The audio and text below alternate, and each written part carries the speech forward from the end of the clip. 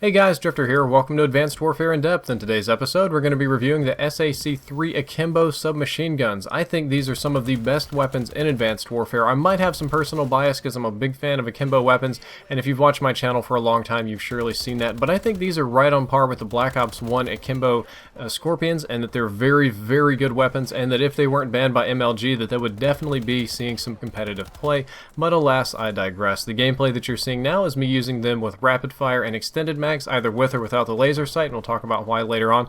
Also, definitely using gung-ho so that I can shoot while sprinting, running, sliding, dashing, and pretty much any time I want. But let's talk about the stats of these weapons. They will deal 25 damage up close, but decrease down to 16 at a distance, officially making them the lowest damage submachine guns. Thankfully, that 4-shot kill range is pretty solid. It doesn't decrease from 25 for a long time, which means that it can kill between 4 and 7 shots. 7 shots is quite a lot at a distance, with the overall combined rate of fire is pretty high, so it's not such a big deal. Typically, you're going to have 4 shots to kill at most of your engagement ranges, and we'll get to that in just a second. Headshots deal 1.1x damage, which isn't going to change much at most ranges, which is why you don't get a whole lot of headshots with this gun.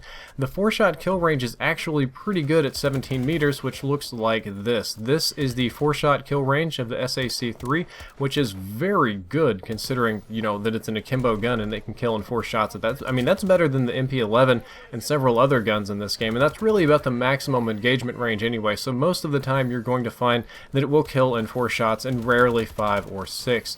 The fire rate on this one is highly unusual. I'm going to go ahead and give you the fire rate that I found. A single SAC3 fires at 580 rounds per minute, which is on the slow side. Definitely would make it the slowest firing SMG. It's kind of like the bow before it fully winds up. However, when you make them akimbo, they fire at approximately 1200 RPM, basically just doubles it, nothing sophisticated there. There is some, human error in my measurement and frame rounding, which is kind of weird because I looked at the guide online and it says they're supposed to fire at 900 rounds per minute, but my personal experience is that this is nowhere near the case. However, what definitely is true, the takeaway here, is that the combined rate of fire of both of these SMGs makes it the fastest firing submachine gun. The combined rate of fire is faster than pretty much anything else in the game, even with rapid fire. Recoil is really not applicable. It doesn't kick or drift or slide the iron. I mean, you're basically hip firing and you can aim down sights if you want to, so let's talk about the hip fire instead. The hip fire is good, but it is a little bit wider than the other submachine guns. Very tiny, but it's definitely there. The hip fire is good because it's in the submachine gun class. It's better than assault rifles, better than most of the other guns, but it is slightly wider than other SMGs. You do get an akimbo penalty here, so do keep that in mind. Overall, I wouldn't say that it's a problem, and yes, of course, it's better with a laser sight. I don't find the laser sight to be the most useful attachment, but this is one of the few guns where it is very viable on, because your hip fire is essentially your accuracy. That's going to be your bread and butter. Your chambered reload is 1.4 seconds. I didn't include all of the other reloads because you do not want to fast reload this weapon. It burns through ammo very, very quickly. Your ammunition reserve is not very big, and if you fast reload, you can throw away all of your ammo in 1, maybe 2 reloads. So you really don't want to do that. You always want to do the chambered reload, and do keep in mind that it's a little bit slow at 1.4 seconds. Raise and drop times are basically the same as all of the other submachine guns. Nothing really fancy or special about those. Same with the run speed, 100%, just like all of the other SMGs. Let's move on to talking about the variants. These are the ones that I find to be the most useful. The Fire and Brimstone is a professional version that gives you +2 damage. Unfortunately, I haven't used it, but knowing what we know about the variants, that probably is going to make it a 3-shot kill or scale its long range down to 5 or 6, so that's going to be extremely useful. You do get a fire rate penalty, but you can counter that with rapid fire, so it's not too bad. Misery and Company are not bad either. I do have these. You can get extra fire rate and mobility. There is a penalty to the handling and magazine capacity. Handling is your hip fire, so there's definitely some iffiness there that you get a hip fire penalty, but getting the fire rate is definitely a bonus on these guns. That's one of their few weaknesses.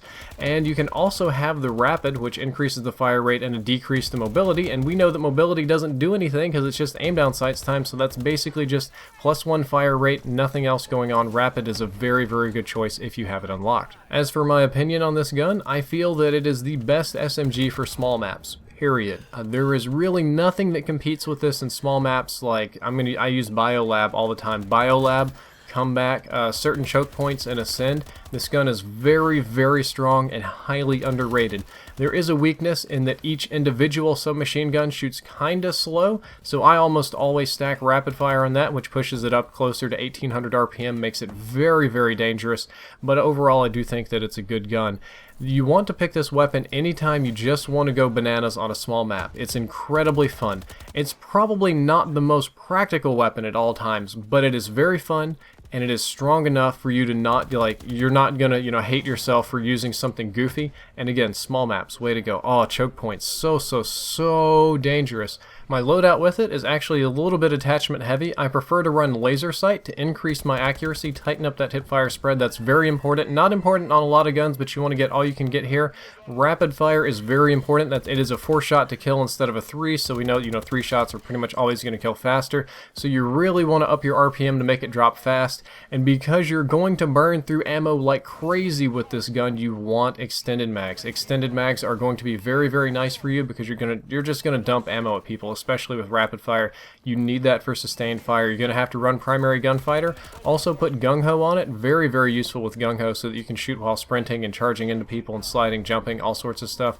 This is the way to go with the guns. You'll make them very, very strong. That's all for this in-depth episode. I hope you enjoyed it and learned something useful. You can check out the previous episode on supply drop stats and odds if you click the box on the left. The next episode is going to be on the MP11 submachine gun, and that's going to round out our submachine gun section of in-depth. As always, if you enjoyed, don't forget to like, favorite, and subscribe. Drifter out.